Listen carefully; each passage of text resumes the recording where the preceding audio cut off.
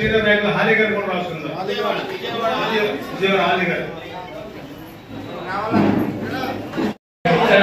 ఎక్కడ కానీ ఏ ఒక్క సంక్షేమాన్ని సాధించాలంటే ఖచ్చితంగా ప్రతి ఒక్కరిలో ఉద్యమ స్ఫూర్తి ఉండాలా అని మీ అందరూ తెలియజేస్తా ఉన్నాను. అలాగే మరి ఎక్కడైతే ఐక్యంగా ఉంటామో అక్కడ మనకి అనేక సంక్షేమ పథకాలు అందుతాయి. ఏదన్నా సాధించాలంటే ఖచ్చితంగా ఐక్యత చాలా ఇంపార్టెంట్. కాబట్టి ఇవాళ మనకు ఉన్నటువంటిది ఐక్యత లేకపోవడమే మనం ఏ ఒక్క సంక్షేమం సాధించలేకపోతున్నాం, ఏ ఒక్క రాజకీయంగా ఎదగలేకపోతున్నాం అంటే దానికి కారణం మనటువంటి ఐక్యత లోపం. ఖచ్చితంగా మనం ఐక్యంగా భవిష్యత్తులో ఐక్యంగా ఉండి మన హక్కుల్ని మనకు రావాల్సినటువంటి రిజర్వేషన్ ఖచ్చితంగా సాధించుకుందామని కూడా మీ అందరూ కూడా తెలియజేసుకుంటున్నాను. అలాగే మరి రేపు వచ్చే నెలలో డిఎఫ్ రాష్ట్ర మహాసభ అవిర్భావ సభ ఉంటుంది.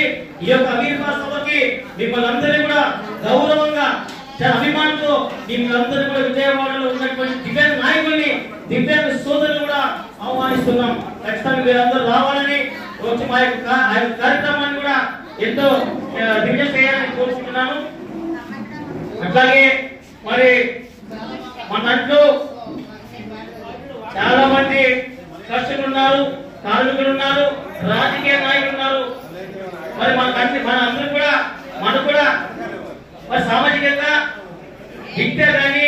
విద్య బయట ఉపాధి అన్ని రంగాల్లో మనకు కావాల్సినటువంటిది ఖచ్చితంగా కేంద్ర రాష్ట్ర ప్రభుత్వాలు కల్పించాలని.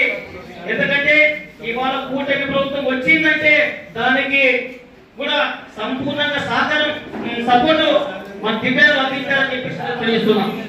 ఇవాళ దివ్యాంగుల సపోర్ట్ లేకపోతే కూటమి వచ్చేది కాదు అని నేను మరొకసారి తెలియజేస్తున్నా. కాబట్టి ఇవాళ ప్రతి ఒక్క దివ్యాంగులు కష్టపడి కూటమి ప్రభుత్వాన్ని విజయం కృషి చేశారు. కాబట్టి కూటమి ప్రభుత్వం నాయకులు కానీ ఆ యొక్క ప్రభుత్వం కానీ దివ్యాంగులు గుర్తించుకుని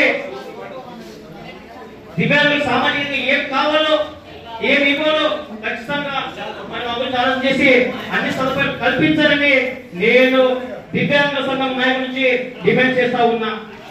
రాబోయే రోజుల్లో మా వికలాంగ సత్తా ఏమిటో, మాకున్నటువంటి బలం ఏమిటో ఇవన్నీ గుర్తించి మాకు రాజకీయంగా అవకాశం కల్పించాలని కూడా ఈ ప్రభుత్వాన్ని నేను అడుగుతా ఉన్నా. కాబట్టి ఓకే.